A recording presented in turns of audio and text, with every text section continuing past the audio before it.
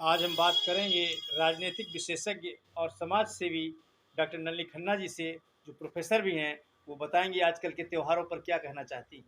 देखिए, अभी होली का त्यौहार बीता है, जिसमें हम लोग ने बहुत खुशी से होली मनाई और हमारी प्रशासन ने जनता का बहुत सहयोग दिया और बहुत ही शांति से होली मनी है। और आगामी कुछ समय बाद ईद भी है और हम लोग उसी खुशी और उल्लास से ईद भी मनाएंगे और उम्मीद है कि हमारा प्रशासन जनता को उतनी ही खुशी ईद में देगी। और हम चाहते हैं कि हम लोग सब हिंदू मुस्लिम भाईचारे के साथ सब तरह के त्यौहार मनाएं और आगामी ईद की शुभकामनाएं सबको। ये जो आप देख रही हैं आजकल का जो सरकारें हैं, आप अपराध जगत पर शोध किए हुए हैं। और अब कि किस तरीके से आजकल की दुर्घटनाएं घट रही हैं, राजनीतिकरण हो रहा है। तो इन बड़े बड़े माफियाओं को ढेर भी किया जा रहा है, बड़े बड़े मंत्रियों को जेल जा रहे हैं। तो क्या कहना चाहेंगे इस घटिया राजनीति पर भी। देखिए, हमारे शोध का विषय है वो अपराध शास्त्र है और हम समाज शास्त्र के प्रोफेसर हैं। हम लोग के समाज शास्त्र में एक विषय पढ़ाया जाता है राजनीति का अपराधीकरण। तो जब भी कोई सत्ता आती है तो वो जो पिछले जितने भी अपराधी होते हैं उनकी पूरी कुंडली को खंगाल लेती है और सारे अपराधियों को जेल भेज देती है। और अपराध भी विभिन्न तरह का होता है, जैसे ये सब माफिया थे जिनको मार दिया वर्तमान सरकार ने, और उनको भगवान करे जन्नत नशीन हो, अल्लाह उनकी रूह को बहुत शांति दे जिस वजह से भी उनकी मौत हुई। लेकिन ये भी एक विषय है कि आप जेल में जहाँ इतनी सुरक्षा होती है वहाँ मर्डर कर दे रहे हैं, पुलिस कस्टडी में मर्डर कर दे रहे हैं। जैसे आपने ये गाजीपुर के अंसारी और उन लोग को, अति अतिक जी को आपने मारा। लेकिन ईश्वर करे, अल्लाह करे उनकी आत्मा को शांति मिले।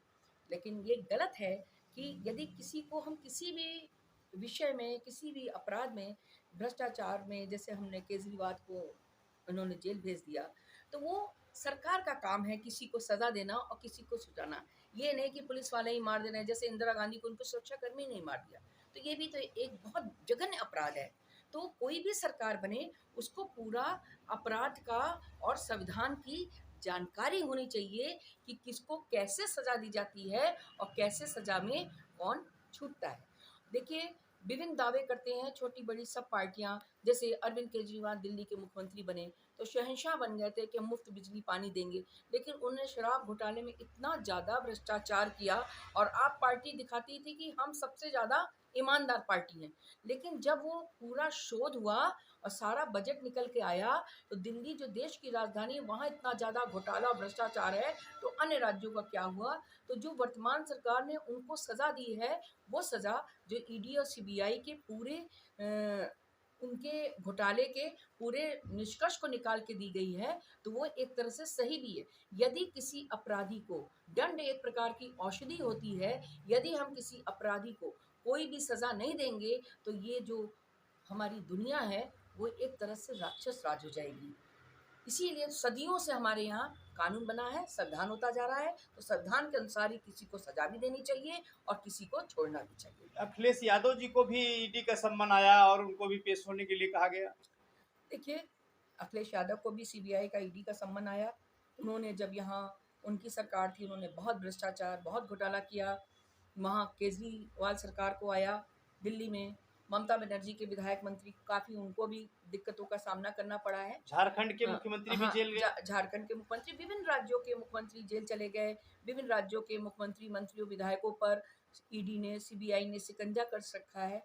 देखिए, हमारा देश एक बहुत अच्छा, प्राचीन, एक बहुत ही संवेदनशील देश है। यहाँ के लोग बहुत ही संविधान के अनुसार से चलते हैं।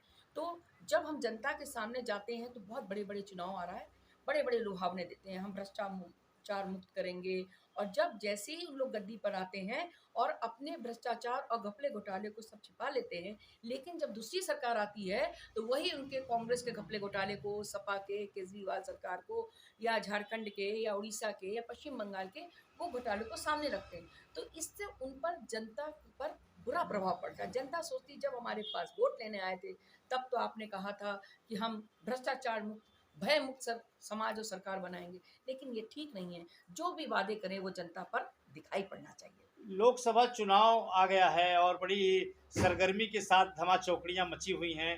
क्या आपको लगता है कि एक बार फिर मोदी सरकार जो 400 पार का नारा दे रही है वो सफल होगी, या फिर जो है कि जो कांग्रेस के राहुल गांधी जी लगातार अपनी न्याय यात्रा वगैरह निकाल रहे हैं, या उनका परचम लहराएगा? देखिए, मैं बनारस की बेटी डॉक्टर नलिनी खन्ना, मोदी जी को, हमारे माननीय प्रधानमंत्री को, हमारे बनारस के विकास के लिए और देश के विकास के लिए जो उन्होंने 10 साल बहुत अच्छी सरकार चलाई, उसके लिए वो बहुत बड़े बधाई के पात्र हैं। उन्होंने विभिन्न तरह की योजनाएँ बनाई, उज्ज्वला योजना बनाई, जो महिलाओं को गैस के लिए बनाई। उन्होंने जिन महिलाओं के पास घर नहीं है, उनके लिए आवास योजना बनवाई। आयुष्मान जिनके गरीब हैं, जिनके लिए स्वास्थ्य का नहीं है, इस तरह की उन्होंने विभिन्न योजनाएँ बनाई। वो योजनाएँ उन्होंने बहुत अच्छी बनाई और उन पर कोई भी मोदी योगी सरकार बहुत अच्छी चली, उन्होंने उन पर कोई भी आरोप भी नहीं है। लेकिन उन्होंने तो योजना बना दी और उन्होंने तो गरीब जनता को सब स्वास्थ्य के लिए, शिक्षा के लिए सब पैसा दे दिया। लेकिन जनता तक आते-आते वो पैसा जनता को जानकारी न होने के नाते नहीं मिल पाया। तो ये योजना जो बन रही हैं, उसके लिए विभिन्न तरह के कैंप भी बना-बना के और विभिन्न तरह की योजनाएँ बना-बना के जो बना रहे हैं, और अच्छी योजनाएँ बनाएँ और अच्छी सरकार बनाएँ और देश का विकसित देश को बनाएँ। और विभिन्न तरह की योजनाओं के साथ-साथ इन्होंने जो महँगाई को दूर, अभी होली का त्योहार आया, कितनी महँगाई बढ़ गई है, हम लोग सामान खरीदने गए, गैस का दाम कुछ कम हुआ, फिर बढ़ गया, फिर कम हुआ, डीज़ल, पेट्रोल, तो ये जो सब्ज़ी, फल, ये सब चीज़ों को, महँगाई को भी रोकना चाहिए और हम चाहते हैं कि योगी मोदी अच्छा सरकार काम करी है। उम्मीद है कि आगे यदि इनको मौका मिला, तो ये भी अच्छा काम करेंगे, 10 साल सरकार चलाए हैं।